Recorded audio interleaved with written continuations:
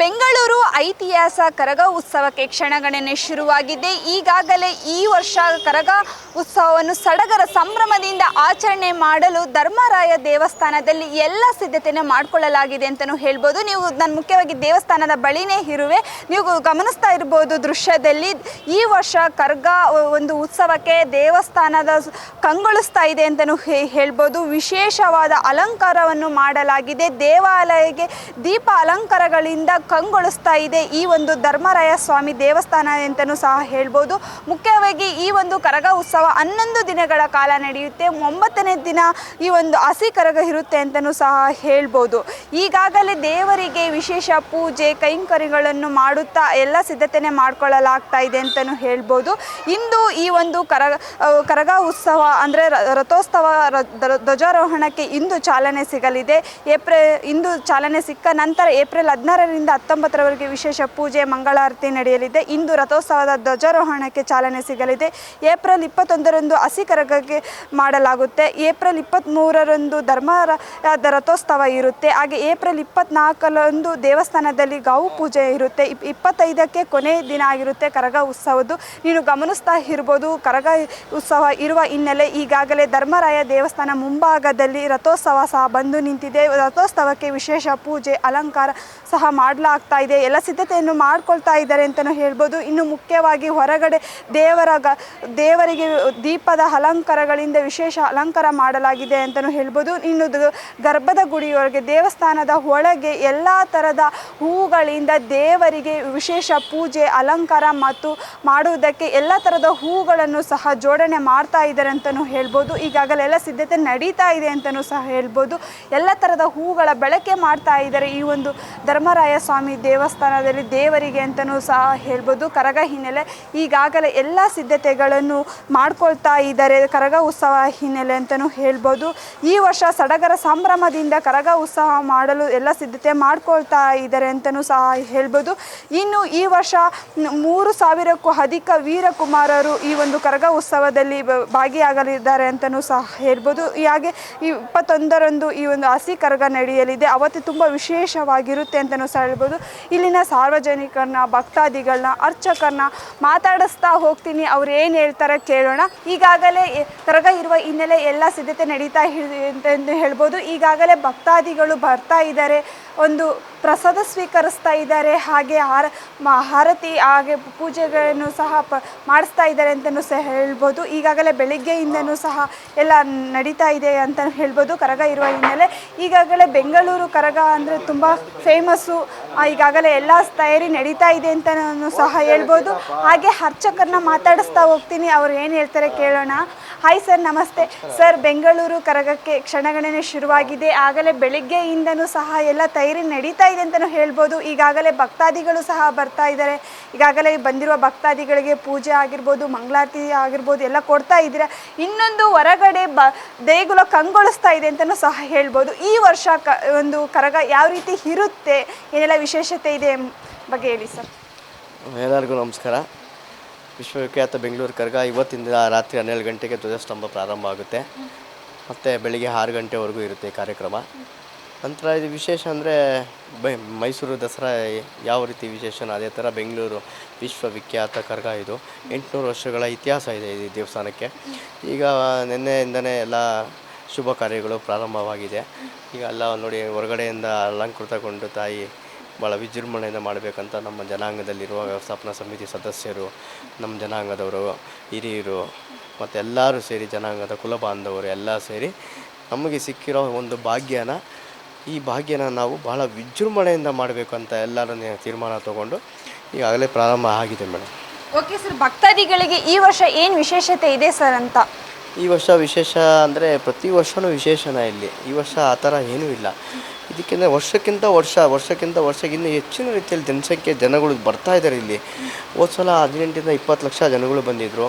ಈ ಸಲ ಇನ್ನೂ ಬಹಳ ಜನ, ತುಂಬ ಜನ ಬರೋ ಏನು ಈ ಎಲೆಕ್ಷನ್ ಟೈಮಿಂದ ರಜಾಗಳಿರೋದ್ರಿಂದ ಹಾಗಾಗಿ ಜನಗಳು ಬರೋ ಸಂಭವ ಜಾಸ್ತಿ ಇದೆ. ಆಮೇಲೆ ಆ ತಾಯಿದು ಶಕ್ತಿ ಆ ಥರ ಇದೆ ಮೇಡಮ್. ಇದು ಆ 3 ದಿನ ಏನು ಹಸಿ ಕರಗ ಆಗಿದ ನಂತರ ದೀಪೋತ್ಸವ ಆಗಿದ ತಕ್ಷಣ ಹಸಿ ಕರಗ ಆಗುತ್ತೆ. ಅಲ್ಲಿ ತಾಯಿ ಉದ್ಭವವಾಗಿ ಏನು ಬರ್ತಾಳೆ, ಪೇಟೆ ಕರಗ ಅನ್ನೋದೀಗ ಇದು ವಿಶ್ವವಿಖ್ಯಾತ ಬೆಂಗಳೂರು ಕರಗ ಆಗಿರೋದ್ರಿಂದ ಆ ದಿನ ಭಾಳ ಜನ ಬರ್ತಾರೆ ಮೇಡಮ್. ಅವ್ರಿಗೆ ಏನೇನು ಹರಕೆಗಳಿದೆಯೋ, ಅವ್ರು ಏನು ಕಷ್ಟ ಸುಖಗಳನ್ನೆಲ್ಲ ಪರಿಹರಿಸ್ಕೊಂಡು ತಗೊಳ್ಳೋಕ್ಕೆ ಆ ಒಂದು ಚೈತ್ರ ಪೌರ್ಣಿಮೆ ದಿನ ಒಂದೇ ಒಂದು ದಿನ ಅವಕಾಶ ಸಿಗೋದ್ರಿಂದ ಎಲ್ಲ ಜನಗಳು ಅವತ್ತಿನ ದಿನ ತಾಯಿ ದರ್ಶನಕ್ಕಾಗಿ ಕಾಯ್ತಾ ಇರ್ತಾರೆ. ಸರ್ ಓಕೆ, ಈ ವರ್ಷ ಈ ಕರಗ ಇರುವ ಹಿನ್ನೆಲೆ ದೇವರಿಗೆ ಯಾವ ರೀತಿ ಪೂಜೆ ಮತ್ತು ಅಭಿಷೇಕ ಮಂಗಳಾರತಿ ಯಾವ ರೀತಿ ಎಲ್ಲ ಮಾಡ್ತಾ ಇದ್ದೀರಾ, ಆರತಿ ಆಗಿರ್ಬೋದು ಎಲ್ಲ ಅಂತ? ಮೇಡಮ್, ಇದು ನಮ್ಮ ದೇವಸ್ಥಾನದಲ್ಲಿ ವಿಶೇಷ ಏನಂದರೆ, ನಾವು ತಾಯಿಗೆ ಹೂವದಲ್ಲಿ ನಾವು ಯಾವುದೇ ರೀತಿ ಕುಂದುಕೊರತೆಗಳು ಮಾಡೋದಿಲ್ಲ. ಈಗ ಇಲ್ಲೆಲ್ಲ ತಮಿಳುನಾಡಿಂದ ಬಂದಿರೋಂಥ ಎಲ್ಲ ವಿಶೇಷವಾದ ಹೂವು ಅಲಂಕಾರ ಮಾಡೋ ಪಂಡಿತರೇ ಬರೋದು ಇಲ್ಲಿಗೆ.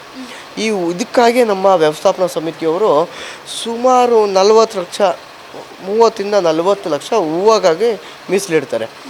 ನಮ್ಮ ದೇವಸ್ಥಾನದ ವಿಶೇಷ ಅಂದರೆ ಅದೇನೆ. ಯಾವುದೇ ಕಾರಣಕ್ಕೂ ದೇವರಿಗೆ ಮಲ್ಲಿಗೆ ಹೂವು ಭಾಳ ಮುಖ್ಯ. ಇದು ಸೇಲಮಿಂದ ಮಲ್ಲಿಗೆ ಹೂವು ತರಿಸ್ಕೊತಾರೆ. ಮತ್ತು ಏನು ದೇವಸ್ಥಾನಕ್ಕೆ ಏನು ಕುಂದುಕೊರತೆ ಇರಬಾರ್ದು, ಆ ಥರ ಕಟ್ಟುನಿಟ್ಟಾಗಿ ಇಲ್ಲಿ ವ್ಯವಸ್ಥೆ ಮಾಡ್ತಾರೆ. ಹಾಗಾಗಿ ಇಲ್ಲಿ ಏನು ವಿಶೇಷ ಅಂದರೆ, ನೀವು ಹೊರಗಡೆಯಿಂದ ನೋಡಿ, ಇದು ದೇವನ್ನು ಇವತ್ತೇ ಯಾವ ಥರ ಹೂವು ಹಾಕಿದ್ದಾರೆ ದೇವರಿಗೆ ಅಂತ ನೀವು ನೋಡಿ. ಮತ್ತು ಎಲ್ಲರೂ ಇಲ್ಲೇ ಬಂದು ಸುಮಾರು ಒಂದು 400-500 ಜನನ ಹೂವು ಕೊಂಡ್ಸೋಕ್ಕೆ ನಾವು ನೇಮಕ ಮಾಡಿದ್ದಾರೆ. ಅದಕ್ಕಾಗಿ ಒಂದು ಸಮುದಾಯ ಭವನ ವ್ಯವಸ್ಥೆ ಮಾಡಿದ್ದಾರೆ. ಅಲ್ಲಿ ಎಲ್ಲ ಹೂವುಗಳೆಲ್ಲ ಅಲ್ಲೇ ಕಟ್ಟಿ, ಅಲ್ಲೇ ನೂಲಲ್ಲೇ ಮಾಡಿ ಅಲ್ಲಿಂದ ತಾಯಿಗೆ ಸೇರಬೇಕಂತ ಮಾಡ್ತಾರೆ. ಮತ್ತು ಪ್ರತಿದಿನ 20 ತೋಮಾಲೆ ಬರುತ್ತೆ ಇಲ್ಲಿಗೆ, ಈ ದೇವಸ್ಥಾನ ಗರ್ಭಗುಡಿಗೆ ಮತ್ತು ಹೊರಗಡೆ ದೇವಸ್ಥಾನಕ್ಕೆ ಪ್ರತಿದಿನ 20 ತೋಮಾಲೆ ಇರುತ್ತೆ. ಹೊರಗಡೆನ ಅಲಂಕಾರದ ಬಿಟ್ಟು ಮತ್ತು ಇದಕ್ಕೆ ಸಂಬಂಧಪಟ್ಟಂತೆ ಒಂದು ದಿನಕ್ಕೆ ಏನಿಲ್ಲ ಅಂದರೆ ಸುಮಾರು 15-20 ಥರ ಹೂವು ದೇವಸ್ಥಾನಕ್ಕೆ ಸರಿಸ್ತಾರೆ. ಓಕೆ ಸರ್, ಜನಸಾಮಾನ್ಯರಿಗೆ ಕೆಲವರಿಗೆ ಗೊತ್ತಿರುತ್ತೆ, ಕೆಲವರಿಗೆ ಗೊತ್ತಿರಲ್ಲ. ಮುಖ್ಯವಾಗಿ ಕರಗ ಅಂದರೆ ಏನು ಅಂತ ಹೇಳಿ ಸರ್, ಅದು ಏನು ಇರುತ್ತೆ, ಅದು ಯಾವ ರೀತಿ ಮಾಡ್ತೀರಾ ಅಂತ? ಈಗ ಕರಗ ಅಂದರೆ ನಮ್ಮ ವೈನಿಕುಲ ಕ್ಷತ್ರಿಯರಿಗೆ ಸಂಬಂಧಪಟ್ಟಂಥದ್ದು. ಆಗಿನ ಕಾಲದಲ್ಲಿ ಮಹಾಭಾರತದ ತಾಯಿ ಏನು ವನವಾಸಕ್ಕೆ ಹೋಗ್ತಾ ಇದ್ದಾಗ ಒಬ್ಬ ರಾಕ್ಷಸನ ಸಂಹಾರ ಮಾಡಿದ್ಮೇಲೆ ವೀರಕುಮಾರರೆಲ್ಲ ತಾಯಿ ಅವನ ಬಿಟ್ಟು ಹೋಗೋ ಸಮಯದಲ್ಲಿ, ಅಮ್ಮ ನನ್ನ ಬಿಟ್ಟು ಹೋಗುವಾಗ ಚೈತ್ರ ಪೌರ್ಣಿಮೆಯಲ್ಲಿ 3 ದಿನ ಪೂಜೆಯಲ್ಲಿ ನಾನು ಬಂದು ನೆಲೆಸ್ತೀನಿ. ನಾವು ಒಟ್ಟು 11 ದಿನ ಪೂಜೆ ಮಾಡ್ತೀವಿ. ಮಗುವಾಗಿ ಹುಟ್ಟಿ ಹಸಿ ಕರಗದಲ್ಲಿ, ಪೇಟೆ ಕರಗದಲ್ಲಿ ಕರಗ ಅಂದರೆ ಕೈಯಲ್ಲಿ ಮುಟ್ಟದ ರುಂಡದಲ್ಲಿ ಧರಿಸುವುದು ಅಂತ ಅರ್ಥ. ಆ ಸಮಯದ ತಾಯಿ ನಾನು ಮಲ್ಲಿಗೆ ರೂಪದಲ್ಲಿ ಅವತಾರದಲ್ಲಿ ನಿಮ್ಗೆ ದರ್ಶನ ಮಾಡಿ, ನಿಮ್ಗೆ ಏನೇ ಕಷ್ಟ ಸುಖಗಳಿದೆ, ಏನೇ ಇದ್ದರೂ ನಿಮ್ಮ ಕಷ್ಟಗಳನ್ನೆಲ್ಲ ಪರಿಹಾರ ಮಾಡಿ ಲೋಕ ಕಲ್ಯಾಣಕ್ಕೋಸ್ಕರ ಕರಗ ಮಾಡ್ತಾ ಇರೋದು ನಾವು. ಥ್ಯಾಂಕ್ ಯು ಸರ್, ಚೆನ್ನಾಗೇ ಆಗಲಿ ಈ ವರ್ಷ ಅಂತ ಹೇಳ್ತಿದ್ದೀನಿ. Thank you sir. ನಿಮ್ಮ ಹೆಸರು? ನನ್ನ ಹೆಸರು ಹೇಮಂತ್ ಕುಮಾರ್ ಅಂತ. ನಾನು ಇಲ್ಲಿ ಬೆಂಗಳೂರು ಸಹಾಯಕ ಅರ್ಚಕನಾಗಿ ದೇವಸ್ಥಾನ ಸೇವೆ ಸಲ್ಲಿಸ್ತಾ ಇದ್ದೀನಿ. Okay, thank you sir. ಕೇಳಿದ್ರಲ್ಲ, ಈ ವರ್ಷ ವಿಶೇಷವಾಗಿ ಈ ಒಂದು ಕರಗ ನಡೀತದೆ. ಪ್ರತಿ ವರ್ಷದಂತೆ ಈ ವರ್ಷವೂ ವಿಜೃಂಭಣೆಯಿಂದ ಕರಗ ನಡೆಯುತ್ತೆ ಅಂತಲೂ ಸಹ ಹೇಳ್ತಾರೆ. ಭಕ್ತಾದಿಗಳಿಗೆ ಹಾಗೆ ದೇವರಿಗೂ ವಿಶೇಷ ಪೂಜೆ ಅಲಂಕಾರನೂ ಸಹ ಮಾಡಲಾಗ್ತಾ ಇದೆ ಅರ್ಚಕರಿಂದ ಅಂತಲೂ ಸಹ ಹೇಳ್ಬೋದು. ಹಾಗೆ ಮಾತಾಡಿಸ್ತಾ ಹೋಗ್ತೀನಿ. ಹಾಯ್ ಸರ್, ನಮಸ್ತೆ ಸರ್. ಈ ವರ್ಷ ಕರಗ ಉತ್ಸವ 11 ದಿನಗಳ ಕಾಲ ನಡೆಯುತ್ತೆ. 9ನೇ ದಿನ ಫುಲ್ ಗ್ರ್ಯಾಂಡ್ ಇರುತ್ತೆ ಅಂತಲೂ ಸಹ ಹೇಳ್ಬೋದು. ಈ ವರ್ಷ ಭಕ್ತಾದಿಗಳಿಗೆ ಏನು ವಿಶೇಷತೆ ಇದೆ ಅಂತ? ಮೇಡಮ್, ಈ ವರ್ಷ ಬಂದ್ಬಿಟ್ಟು ಎಲ್ಲ ದಿವಸ ಪೂಜೆಗಳಿರುತ್ತೆ. ಮತ್ತು ಇನ್ನೊಂದು ಹೋದ ಸಲ ಒಂದು ಫ್ರೂಟ್ಸ್ ವ್ಯವಸ್ಥೆ ಮಾಡಿಸಿದ್ದೆ. ಈಗ ಅದು ಫ್ರೂಟ್ಸ್ ವ್ಯವಸ್ಥೆನೂ ಎಲ್ಲ ಮೊನ್ನೆನೇ ಪ್ಲಾನ್ ಮಾಡಿದ್ದೀನಿ. ಆದರೆ ನಮಗಿನ್ನ BBMPನ ದುಡ್ಡು ಬಂದಿಲ್ಲ, ವೆಯ್ಟ್ ಮಾಡ್ತಾಯಿದ್ದೀರಿ. ಇನ್ನು ನಮ್ಮ ಬಾಲಕೃಷ್ಣ ಸೂರ್ಯ ಅವರೇ ಎಲ್ಲ ದುಡ್ಡು ಕಾಸು ಅವ್ರ ಕೈಯಿಂದನೇ ಖರ್ಚು ಮಾಡಿ ಇದೆಲ್ಲ ವ್ಯವಸ್ಥೆ. ಇದು 3 ದಿವಸದಿಂದ ಏನಕ್ಕಾಯಿತು ಅಂತ ನಿಮಗೂ ಗೊತ್ತಿತ್ತು. ಒಂದು ವ್ಯವಸ್ಥಾಪನಾ ಸಮಿತಿ ಇದ್ದಾಗ ಉತ್ಸವ ಸಮಿತಿ ಅಂತ ಮಾಡಿಬಿಟ್ಟಿದ್ರು. ಅದು ಕ್ಯಾನ್ಸಲ್ ಮಾಡೋಷ್ಟು ಆರ್ಡ್ರು, ಅದು ಲೇಟ್ ಆಗೋಯ್ತು. ಇಲ್ಲಾಂದರೆ ನಾವು ಇದೆಲ್ಲ ಒಂದು 15-20 ದಿವಸ ಮುಂಚೆನೇ ಇದು ಮಾಡ್ಕೊಂಡಿದ್ರು. ಆದರೂ 3 ದಿವಸದಲ್ಲಿ ಇಷ್ಟೆಲ್ಲ ವ್ಯವಸ್ಥೆ ಮಾಡಿದ್ದೀರಿ. ಈಗ ನಾನು ಅದು ಆಲ್ರೆಡಿ ಅನೌನ್ಸ್ಮೆಂಟು ಮಾಡಿದ್ದೀನಿ. ಏನು ಒಂದು ಫ್ರೂಟ್ಸ್ ವ್ಯವಸ್ಥೆ, ಮತ್ತು ಇಡೀ ಇತಿಹಾಸದಲ್ಲೇ ಯಾರೂ ಮಾಡಿಲ್ಲ ವೀರಕುಮಾರ್ಗೆ ವಸ್ತ್ರ ಪೇಟ. ಇದು ನಮಗೆ ತುಂಬ ಮುಖ್ಯ. ಕೆಂಪು ವಸ್ತ್ರ ಪೇಟ ಇದು ಕೊಡೋದಕ್ಕೆ ಏರ್ಪಾಡು ಮಾಡಿದ್ದೀನಿ. ಮತ್ತು ಕೋಲ್ಡ್ ವಾಟರ್ದು ಒಂದು ಇದ್ರದ್ದು ಹೇಳಿದ್ದೀನಿ, ದೊಡ್ಡದು ಒಂದು 500 ಲೀಟ್ರು 1 ಅವರ್ ಕೆಪಾಸಿಟಿ ಇರೋ ಥರ. ಅದು ನಾಳಿದ್ದೊಳಗಡೆ ಬಂದುಬಿಡುತ್ತೆ. ಅದು ಮೂಲಭೂತ ಸೌಕರ್ಯಕ್ಕೆ ತುಂಬ ಒತ್ತು ಕೊಡ್ತಾಯಿದ್ದೀನಿ. ಮತ್ತು BBMPಗೆ ಹೇಳಿದ್ದೀನಿ, ಈ ಟಾಯ್ಲೆಟು ಒಂದು 20 ಟಾಯ್ಲೆಟ್ ಬೇಕು ದೇವಸ್ಥಾನ ಸುತ್ತಮುತ್ತ ಅಂತ. ಬಂದಾಗ ಭಕ್ತಾದಿಗಳಿಗೆ ಇದಾಗಬಾರ್ದು ಅಂದ್ಬಿಟ್ಟು ಒಂದು ವಾಟ್ರದ್ದು ಮತ್ತು ಈ ಟಾಯ್ಲೆಟ್ದು. ಮತ್ತು 20ನೇ ತಾರೀಕು ಆರತಿ ದೀಪಕ್ಕೆ ವಿಶೇಷವಾಗಿ ಕೇರಳ ತಂಡ ಬರ್ತಾಯಿದೆ. ಒಂದು 100 ಜನ ಬರ್ತಾರೆ. ಅವ್ರದ್ದು ತುಂಬ ಚೆನ್ನಾಗಿರುತ್ತೆ. ಇದ್ರದ್ದು ಕಥಕಳಿ ಇದೆಲ್ಲ ಬರ್ತಾಯಿದೆ.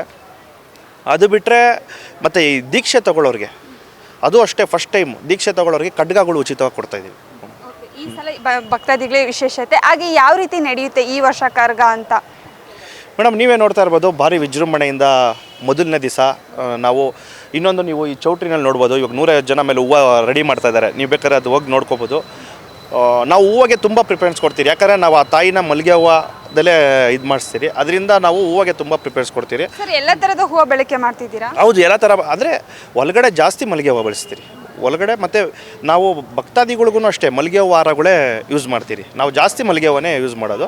ಇನ್ನು ಔಟ್ರು ಡೆಕೋರೇಷನ್ಗೆಲ್ಲ ಎಲ್ಲ ಮಿಕ್ಸ್ ಹೂವು, ಸಾಮಂತಿಗೆ, ಬೇರೆ ಥರ ಎಲ್ಲ ಥರ ಹೂವು ಯೂಸ್ ಮಾಡ್ತೀರಿ. ಸರ್ ಇದು ಹಸಿ ಕರಗ ಯಾವ ರೀತಿ ಇರುತ್ತೆ, ಹಾಗೆ ಒಂದು ಈ ವರ್ಷ ವಿಶೇಷತೆ ಏನು ಸರ್ ಅಂತ? ಮೇಡಮ್, 5 ದಿವಸ ನಾರ್ಮಲ್ ಪೂಜೆ ಇರುತ್ತೆ. ಅಂದರೆ ಬೆಳಿಗ್ಗೆ ಇವಾಗ ನೈಟು ಧ್ವಜ ಹಾಕಿದ್ಮೇಲೆ ಬೆಳಿಗ್ಗೆ ಪೂಜೆ, ನೈಟ್ ಪೂಜೆ ಹಂಗಾಗ್ತಾ ಇರುತ್ತೆ. 20ನೇ ತಾರೀಕು ಆರತಿ ದೀಪದ್ದು ವಿಶೇಷವಾಗಿ ಪೂಜೆ ಇರುತ್ತೆ. ಮತ್ತು ರಾತ್ರಿ 3 ಗಂಟೆಗೆ ನಡೆಯುವಂಥ ಜಾತ್ರೆ ಅದು. 21ನೇ ತಾರೀಕು ಹಸೆ ಕರಗ ನಮ್ಮ ಕಲ್ಯಾಣಿನಲ್ಲಿ ಆ ತಾಯಿನ ಕಂಕ್ಳಲ್ಲಿ ಎತ್ಕೊಂಡ್ಬರ್ತಾರೆ ಅರ್ಚಕರು. ದೇವಸ್ಥಾನ ಸೇರಿಸ್ತಾರೆ. ದೇವಸ್ಥಾನ ಸೇರಿಸಿದಾಗ ಆ ತಾಯಿ 3 ದಿವಸ ಬಂದು ಇಲ್ಲಿ ನೆಲೆಸಿರ್ತಾರೆ ಅನ್ನೋ ಒಂದು ಅವಾಗಿಂದ ಬಂದಿರೋ ಪದ್ಧತಿ, ನಂಬಿಕೆ. 22ನೇ ತಾರೀಕು ನಮ್ಮ ಗಂಟೆ ಪೂಜಾರಿಗಳು ದೇವಸ್ಥಾನದಲ್ಲೇ ನಮ್ಮ ಆ ತಾಯಿಗೆ ಒಂದು ಆ ಗಂಟೆ ಪೂಜಾರಿಗಳು ಆ ಹಾಡಲ್ಲೇ ಆ ತಾಯಿಗೆ ಮೈ ತುಂಬಿಸ್ತಾರೆ. ಅಂದರೆ ಆ ತಾಯಿನ ಆಹ್ವಾನ ಮಾಡ್ತಾರೆ. 23ನೇ ತಾರೀಕು ಭಾರಿ ವಿಜೃಂಭಣೆಯಿಂದ ಇರುತ್ತೆ. ಈ ಸಲ ಇನ್ನೊಂದು ಗ್ರ್ಯಾಂಡಾಗಿರುತ್ತೆ. ಚೈತ್ರ ಪೌರ್ಣಮಿಗೆ ಪೇಟೆ ಕರಗ. ಓಕೆ ಸರ್, ನಿಮ್ಮ ಹೆಸರು? ಸತೀಶ್ ಅಂತ, ಧರ್ಮರಾಜ ಸ್ವಾಮಿ ದೇವಸ್ಥಾನ ಅಧ್ಯಕ್ಷರು. ಕೇಳಿದ್ರಲ್ಲ, ಈ ವರ್ಷವೂ ಸಹ ವಿಶೇಷವಾಗಿ ಪೂಜೆ, ಅಲಂಕಾರ, ಸಾವಿರಾರು ಭಕ್ತಾದಿಗಳಿಗೆ ಮೂಲ ಸೌಕರ್ಯಗಳ ಅನುಕೂಲ ಮಾಡಿಕೊಡ್ಲಾಗ್ತಾ ಇದೆ ಅಂತಲೂ ಸಹ ಹೇಳ್ಬೋದು. ಕಳೆದ ವರ್ಷದಂತೆ ಈ ವರ್ಷವೂ ಸಹ ಕರಗವನ್ನು ಜ್ಞಾನೇಂದ್ರ ಅವರೇ ಒಂದು ಪೂಜಾರಿ ಜ್ಞಾನೇಂದ್ರ ಅವರೇ ಕರಗವನ್ನು ಹೊರಲಿದ್ದಾರೆ ಅಂತಲೂ ಸಹ ಹೇಳ್ತಾ ಇದ್ದಾರೆ. ಈ ವರ್ಷವೂ ಜ್ಞಾನೇಂದ್ರ ಅವರೇ ಈ ಒಂದು ಕರಗವನ್ನು ಹೊರಲಿದ್ದಾರೆ.